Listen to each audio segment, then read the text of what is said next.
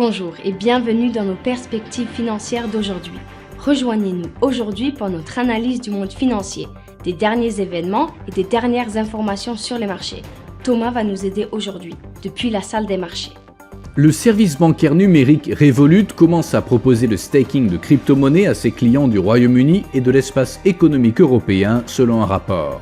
Les premiers ministres australiens et néo-zélandais se sont rencontrés pour parler de l'importance de la Chine pour leurs économies nationales, décidant d'exprimer leur désaccord avec leur plus important partenaire commercial qui s'affirme de plus en plus dans leur région. Catherine Mann, responsable de la fixation des taux de la Banque d'Angleterre, a soutenu de nouvelles augmentations des taux d'intérêt et a prévenu qu'une pause risquait d'entraîner une confusion sur le cap à tenir. La dernière session a vu les actions Apple gagner 2,5%, l'indicateur MACD indique un mouvement baissier.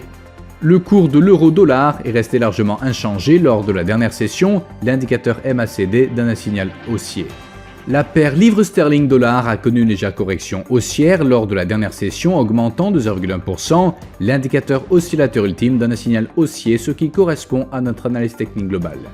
La dernière session a vu le dollar australien gagner 0,9% contre le dollar américain. L'indicateur CCI donne un signal baissier. Les demandes MBA de prix hypothécaires aux États-Unis seront publiées à 12h GMT, la variation EIA des stocks de pétrole brut aux États-Unis à 15h30 GMT.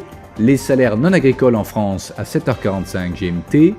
Le taux de chômage au Portugal sera publié à 11h GMT, l'enquête EcoWatchers Actualité du Japon à 5h GMT, l'enquête EcoWatchers Perspectives du Japon à 5h GMT. Nous espérons que vous avez apprécié nos perspectives du marché d'aujourd'hui.